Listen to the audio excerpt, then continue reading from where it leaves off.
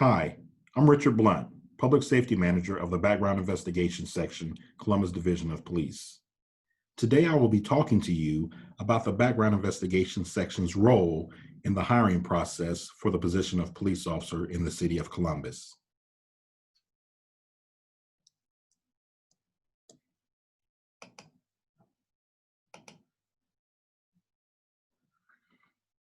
These are the areas of interest or the areas that we will be investigating during the course of your background investigation. In the beginning of the background process, you will be sent a personal history statement or questionnaire, and these are the areas that you will be asked to complete. The process itself begins when you receive an email from the Peace Officer Background Investigation Tracking System, or POBITS. It will not be from the Columbus Division of Police, it will be from POBITS.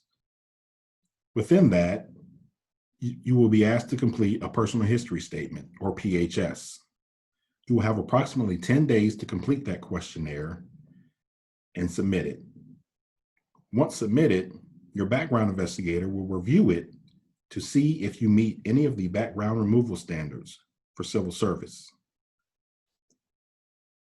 If you do not, he or she will begin conducting background checks and sending out mailers or questionnaires to your personal references that you listed in your personal history statement, your current and previous employers, as well as other law enforcement agencies. You will then be scheduled to come in and meet with your background investigator for a pre-interview. He or she will also take you down to the ID unit to get photographed and have your fingerprints taken. You will then be taken to polygraph unit for a polygraph examination. This is all done in the same appointment.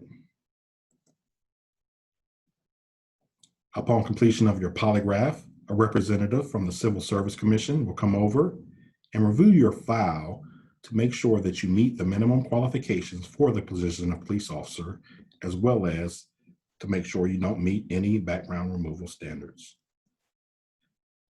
At any of these phases, you could be recommended for removal. This is merely a recommendation based on the belief that you meet a background removal standard. The Civil Service has the final decision as to whether that is sustained. If you continue on in the process, again, these are the areas that your background investigator will be looking at. Once complete, he or she will call you in for a final interview to review your PHS, your polygraph examination, and to answer any questions that you may have. You will then be scheduled for a personnel evaluation board or oral board. This oral board consists of 3 members of the division, a police officer, a sworn supervisor, and a human resource professional. That panel will then rate you and send your package through the police chain of command, who will also rate you. Then it is sent over to the Director of Public Safety, who then decides whether he wants to extend a conditional offer of employment. If he does not, then you are out of the process and there is no appeal. If he does, you must first complete and pass the OPATA physical fitness test. If you happen to fail the first test, there is an opportunity to retest one time. If you fail that retest, then you're out of the process. If you pass it and the director has selected you, you will then be given a conditional offer of employment.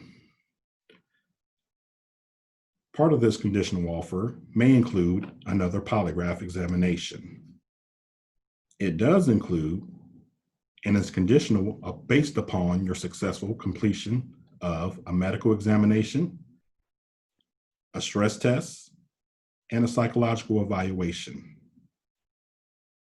Should you fail the stress test the first time, you do have an opportunity to retake it at your own expense one time.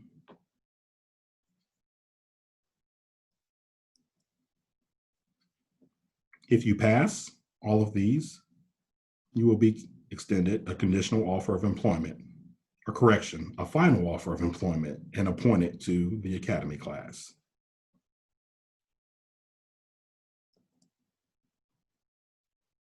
During this slide, I normally talk about some of the background removal standards. The background removal standards can be found on the Civil Service website, and I recommend that you review them.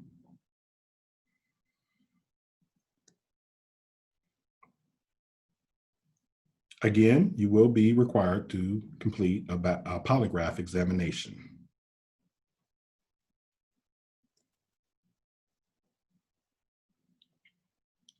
This is the division's tattoo policy. You are not allowed to have any tattoos visible on the head, neck, or hands.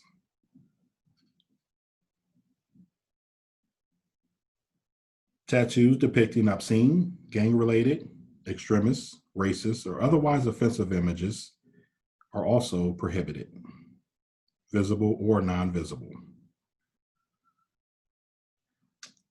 During your pre-interview, when I mentioned that your photograph will be taken, they will also photograph any exposed tattoos.